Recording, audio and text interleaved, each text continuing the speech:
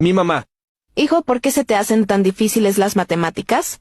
Mi profe. Para resolver este ejercicio tenemos ¿cuánto es 8 menos 1? Bueno, no sabemos cuánto es esto, ¿verdad? Entonces vamos a decir que esto es X.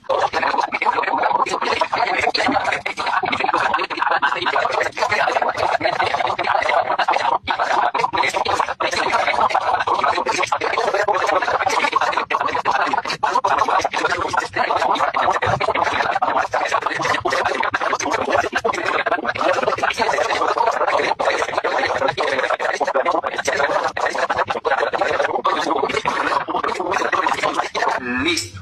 Ya está, miren.